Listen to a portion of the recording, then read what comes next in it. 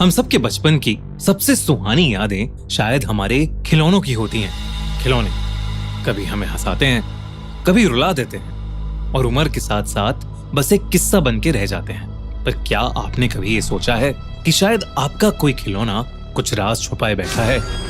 कुछ ऐसे राज जो सिर्फ समय के साथ बाहर आते हैं। शायद डेमी ने भी ऐसा कुछ कभी नहीं सोचा था। लंदन की गलियों में पैदा हुई डेमी 25 साल की यंग इंडिपेंडेंट लड़की थी जो एक मार्केटिंग फर्म में काम करती थी। उसका घर पुराने लंदन की एक बिल्डिंग के तीसरे मंजिल पर था। एक पुराना लेकिन मजबूत मकान। इस घर में डेमी की फैमिली तब शिफ्ट हुई थी जब डेमी केवल 11 साल की थी।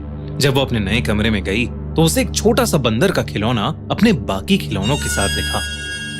एक पुराना चाबी वाला बंदर जिसके हाथ में 2 डंडियां और एक छोटा सा ड्रम यानी एक छोटा सा झुंझुना था। उसकी नीली आंखें शीशे जैसी चमकदार थीं और चेहरे पर सिर्फ एक बड़ी सी मुस्कुराहट। 11 साल की डेमी के मन में उस बंदर को देखकर सिर्फ एक्साइटमेंट जगी। उसे लगा उसके पापा उसके लिए ये नया खिलौना लाए हैं। उसने उस बंदर को अपने हाथों में लिया और अपने पापा के पास जाकर उनके पैरों से लिपट गई।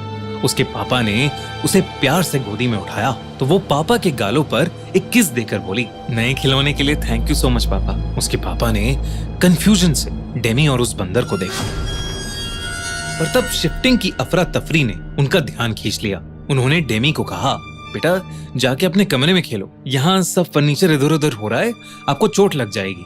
छोटी सी डेमी अपने कमरे में जाकर उस बंदर के साथ खेलने लगी। उसने उस बंदर में चाबी भरी पर कुछ नहीं हुआ।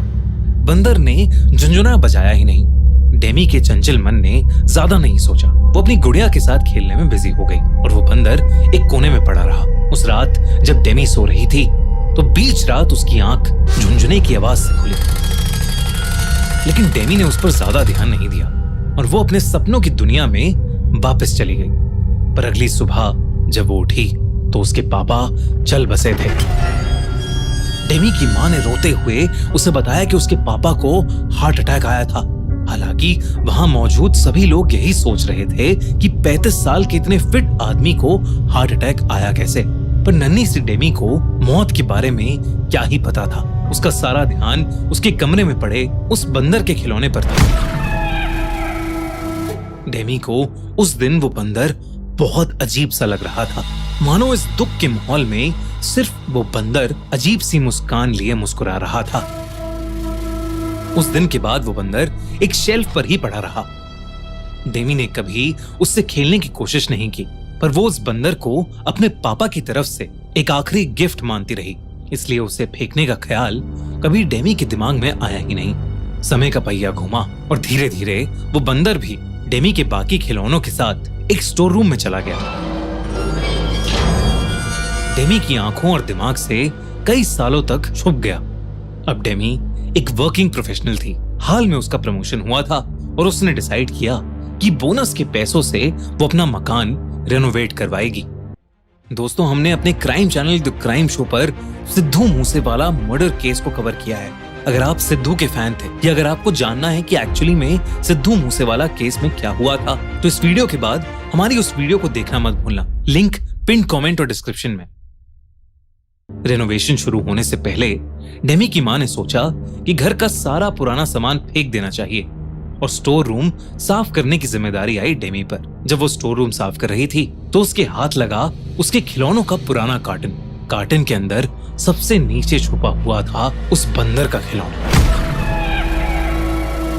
जैसे ही उसने उस बंदर को उठाया, एक ठंडा सा झटका उसके हाथों से दिमाग तक पहुंच गया।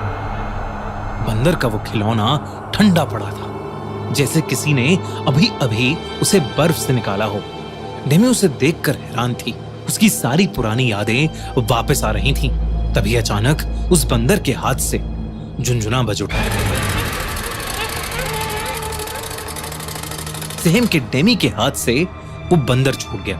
ज्यादा ना सोचते हुए डेमी ने उसे वापस कार्टन में रखा और अपनी मां से कहा कि इस कार्टन को उनकी मेड के बच्चों को दे दें, बच्चे खेल लेंगे उन खिलौनों से। लेकिन तभी डेमी का फोन बजा। उसकी बेस्ट फ्रेंड सिमोन का एक्सीडेंट हो गया था। डेमी सब कुछ वैसे ही छोड़कर हॉस्पिटल भागी सिमोन कोमा में थी और डॉक्टर्स ने उम्मीद छोड़ दी थी। ये सुनकर डेमी का दिल सुन पड़ गया था। उस रात जब वो हॉस्पिटल से वापस आई तो उसके बेड के पास वही बंदर पड़ा था, वैसे का वैसा झुनझुना हाथ में पकड़े हुए। उसने सोचा कि उसकी माँ ने शायद वो बंदर कार्टन से निकालकर वापस रख दिया होगा, लेकिन तभी एक अजीब बात हुई। उसकी माँ ने उस बंदर को देखा और पूछा, ये बंदर कहाँ से मिला तुझे? मैंने तो इसे सालों पहले फेंक दिया था। बिल्कुल अच्छा नहीं लगता ये खिलौना मुझे। अपनी माँ की बात सुनकर डेमी की रगों में ठंडी लहर दौड़ गई। अगली कुछ रातों में चीजें और भी अजीब होने लगी। जब भी बंदर का झुनझुना बजता, कोई ना कोई बुरी खबर आती। पहले एक रिश्तेदार का देहांत हो गया, फिर सिमोन इस दुनिया से चली गई। उसने सोचा कि ये कैसा इत्तेफाक है, जब भी झुनझुना बजता मौत आती। डेमी एक पढ़ी लिखी लड़की थी जो अंधविश्वास में बिल्कुल नहीं मानती थी, पर न जाने क्यों डेमी को लगने लगा कि हर मौत की वजह वो बंदर का खिलौना था। डेमी ने हर तरीके से इससे छुटकारा पाने की कोशिश की। उसने बंदर को जलाने की कोशिश की, पर आग नहीं लगी। उसने उसे घर के बाहर फेंक दिया, लेकिन अगले दिन वो फिर से बेड के पास मिला। डेमी को ऐसा लग रहा था कि बंदर किसी बहुत भयानक अनजानी शक्ति से बंधा है। अपनी सारी नाकाम कोशिशों के बाद थक हार कर डेमी ने अपनी माँ को सब बताया। उसकी माँ को वो बंदर हमेशा से अजीब लगता था। वो कई बार उस बंदर को फेंक चुकी थी, पर हर बार वो बंदर डेमी के कमरे में मिलता। डेमी की माँ को लगता था कि डेमी बार बार उसे वापस ले आती थी, पर अब दोनों माँ बेटी को समझ आ गया था कि ये सब सिर्फ एक अजीब इत्तेफाक नहीं है। डेमी और उसकी माँ ने चर्च के एक प्रीस्ट को घर बुलाया और उन्हें सब कुछ बताया। जैसे ही उस प्रीस्ट ने उस बंदर को देखा, उसने चिल्ला के पूछा, ये कहां से आया आपके पास? डेमी ने घबराकर उस प्रीस्ट को बताया कि ये उसके पापा लाए थे, और तब उस प्रीस्ट ने बताया कि ये बंदर उसके पापा नहीं लाए थे, बल्कि ये बंदर इस घर से हमेशा से जुड़ा है। और ये बंदर कोई आम खिलौना नहीं है, बल्कि एक ऐसा खिलौना है जो भयानक रूप से श्रापित है और उस पर एक शैतान का वास है। उस प्रीस्ट ने बताया कि वो खिलौना उस घर से कभी नहीं जाएगा। बेहतर यही होगा कि डेमी और उसकी माँ इस घर से हमेशा हमेशा के लिए चले जाएं। जब तक उन लोगों पर उस खिलौने का साया है, तब तक उनकी जिंदगियां इसके झुनझुने से जुड़ी हुई हैं। जब जब उसका झुनझुना बजेगा, तब तब किसी की मौत का फरमान लिखा जाएगा। दोनों माँ बेटी घबरा गए और उन्होंने उस प्रीस्ट की बात मान ली, लेकिन घर छोड़ने से पहले उस प्रीस्ट ने उस घर का एग्जॉर्सिज्म किया और उस बंदर के खिलौने को एक बक्से में डालकर उस बक्से को क्राइस्ट के लॉकेट से बांधकर ताला लगा दिया। अगली ही सुबह डेमी और उसकी माँ ने वो घर छोड़ दिया। फिर कुछ महीनों बाद उस घर में नए ओनर शिफ्ट हुए।